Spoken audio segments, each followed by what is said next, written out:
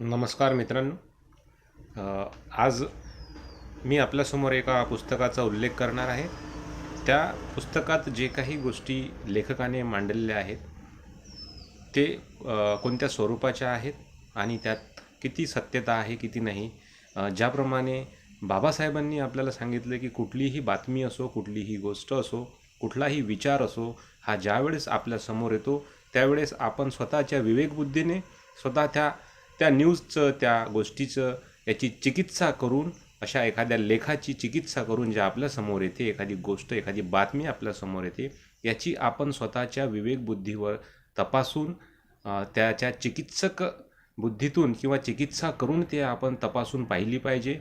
निव्वळ आलेली गोष्ट खरी असेल, जी निव्वळ आलेली गोष्ट जशीच्या तशी ॲक्सेप्ट करणं, जशीच्या तशी मान्य करणं, हे बाबासाहेबाला मान्य नव्हतं. त्यामुळे त्यांनी आपल्याला एक गोष्ट सांगितली की कुठल्याही प्रकारची बातमी असो, न्यूज असो, बुक्स असो, ही स्वतः तपासून पाहणे, स्वतःच्या विवेकबुद्धीला पटते की नाही पाहणे. त्यातूनच मी आपल्याला हे जी बुक माझ्या हातात आहे, या बुकमधले काही मी सारांश प्रकारचा एक आपल्यासमोर सारांश जसा वाचतात तसा या बुक्समधले काही ठळक मुद्दे मी आपल्यासमोर मांडणार आहे. तर या बुकचे लेखक आहेत बाबूराव हरिभाऊ इंगळे यांनी हे बुक लिहिलेलं आहे. हे बुक मी आपल्याला दाखवू इच्छितो. या बुकचं नाव त्यांनी दिलेलं आहे की बौद्धांची सामाजिक व राजकीय वाटचाल.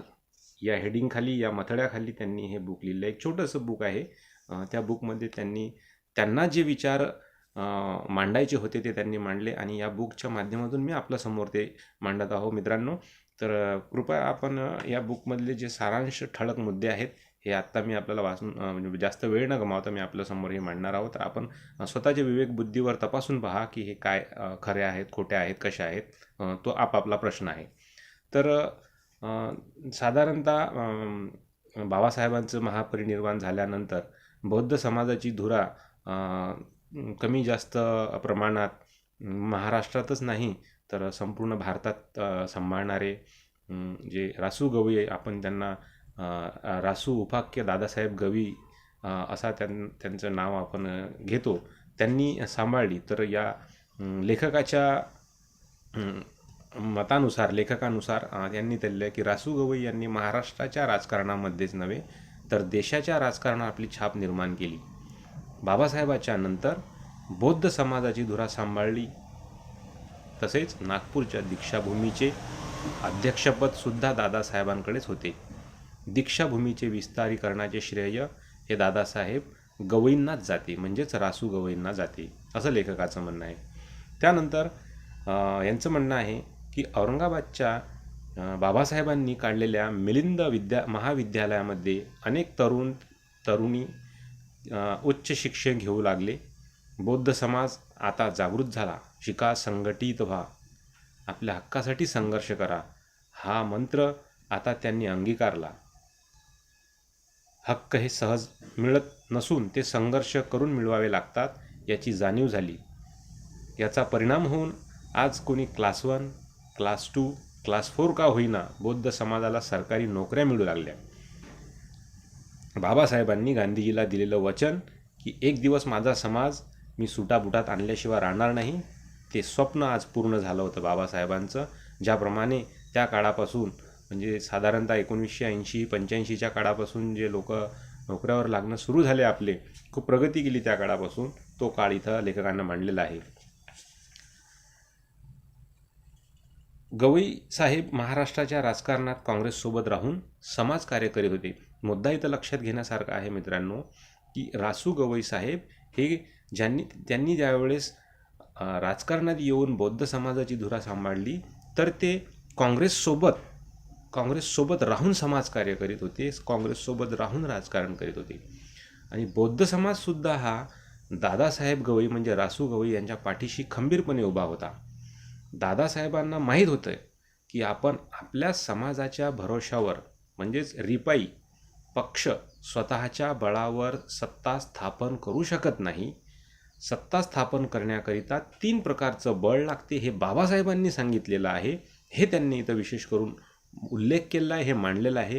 हे 3 प्रकारचं बळ लागते जर सत्ता स्थापित करायची असेल तर पहिलं बळ म्हणजे संख्याबळ, दुसरं बळ म्हणजे आर्थिक बळ आणि तिसरं बळ म्हणजे बुद्धिबळ. तर संख्याबळाबद्दल लेखकांनी सांगितलेलं आहे की बौद्ध समाज हा आर्थिकदृष्ट्या दुर्बल होता व अजूनही आहे. संख्याबळाचा विचार केला तर बौद्ध समाज हा अल्पसंख्याक आहे. हिंदू समाज याच्यापासून पूर्वीपासूनच दुरावलेला आहे. अस्पृश्यतेचा लागलेला कलंक, यामुळे उच्च नीच भेदभावाची परंपरेची भावना, तसेच मागासवर्गीय सुद्धा आमच्यासोबत नाहीत, यामुळे मोठी राजकीय अडचण निर्माण झाली होती. म्हणजे संख्याबळाबद्दल लेखकानं म्हटलेलं आहे की एकतर 3 प्रकारचे बळ लागतात सत्ता स्थापन करण्यासाठी, ते स्थानिक असो की राष्ट्रीय पातळीवरची असो, राज्य पातळीवरची असो, 3 प्रकारचं बळ लागते. त्यातली संख्याबळ जी आहे, तर आपण ऑलरेडी अल्पसंख्याक आहोत आणि इतर बहुजनांपैकी इतर समाजाचा बुद्धांना सपोर्ट नसतो, तर संख्याबळात आपण ऑलरेडी कमजोर आहोत आणि होतोही. दुसरं बळ जे त्यांनी सांगितलं बुद्धिबळ, तर बुद्धिबळाचा विचार केला तर बौद्ध समाज हा विज्ञानवादी आहे. अंधश्रद्धेवर तो विश्वास ठेवीत नाही. अज्ञानाचा मार्ग सोडून त्यांनी ज्ञानाचा मार्ग स्वीकारला, तरीही मात्र त्यांना एक अलग नजरेने पाहिल्या जाते. बुद्धिबळाच्या बाबतीत लेखक म्हणतात की बुद्धिबळाच्या बाबतीत जरी आपण सक्षम असलो तरीही अजूनही बुद्धांची जी एक स्टेटस म्हणतात, बुद्धांची जे एक परिस्थिती आहे किंवा त्यांच्याकडे पाहण्याचा इतर समाजाचा दृष्टिकोन आहे, तो बदललेला नाही आहे मित्रांनो.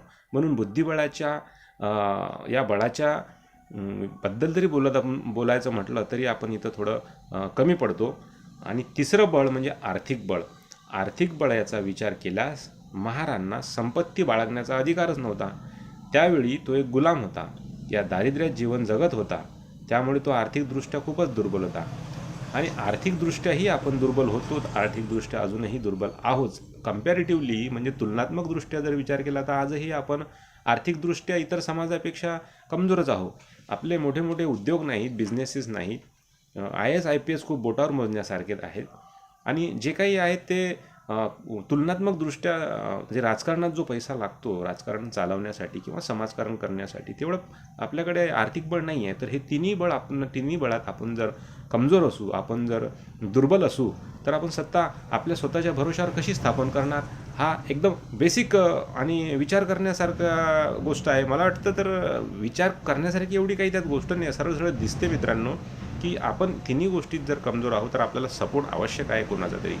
हेच लेखक इथं सांगतात.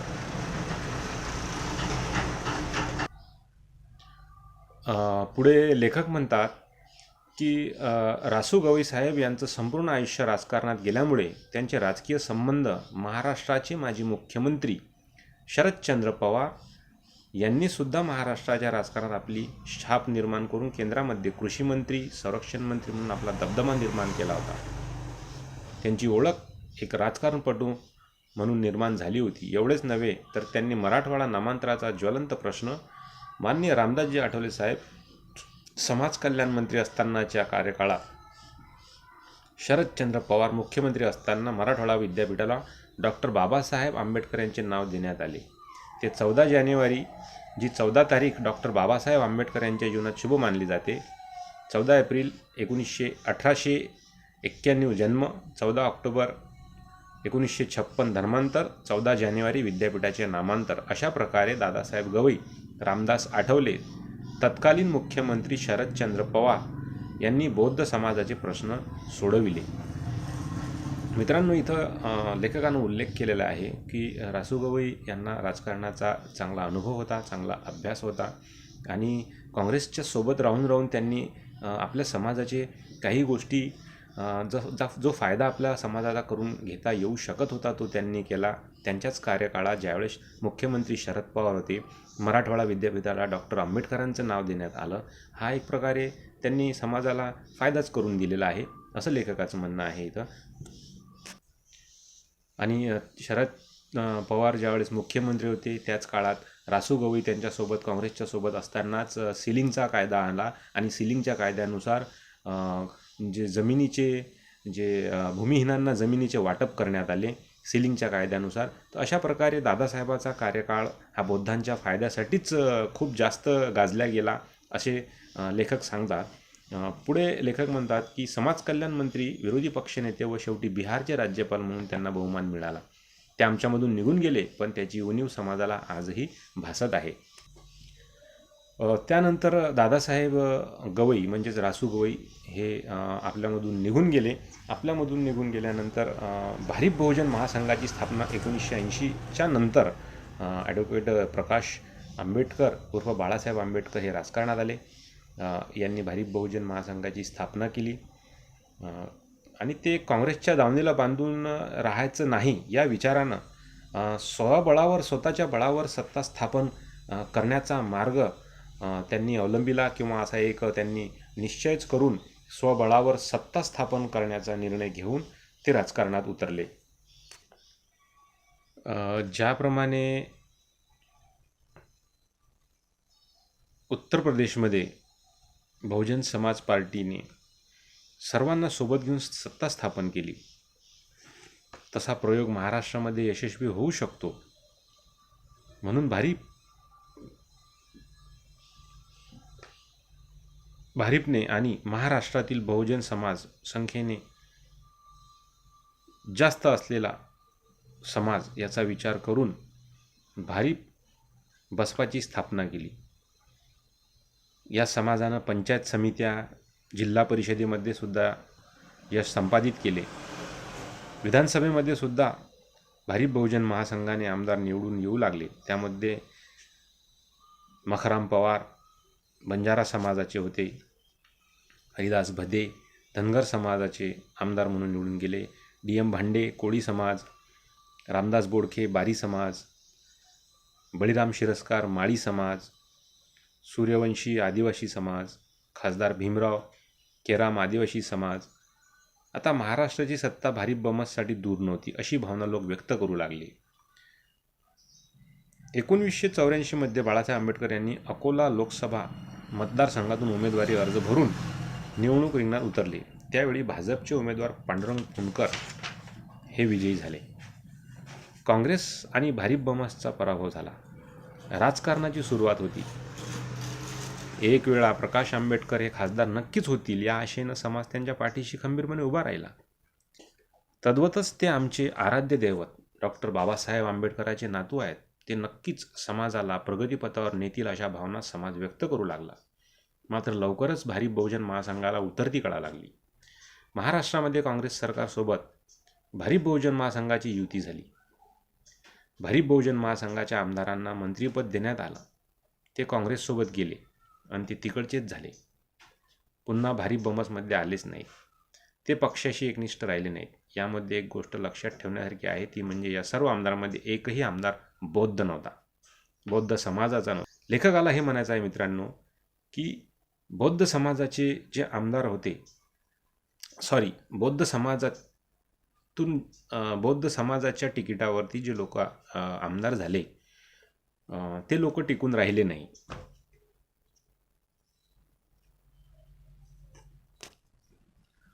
त्याचप्रमाणे बाळासाहेब आंबेडकर 1984 पासून तर 2024 लोकसभेला उभे राहिले, परंतु एकदाही त्यांना विजय प्राप्त झाला नाही. उलट भाजपची ताकद वाढत गेली.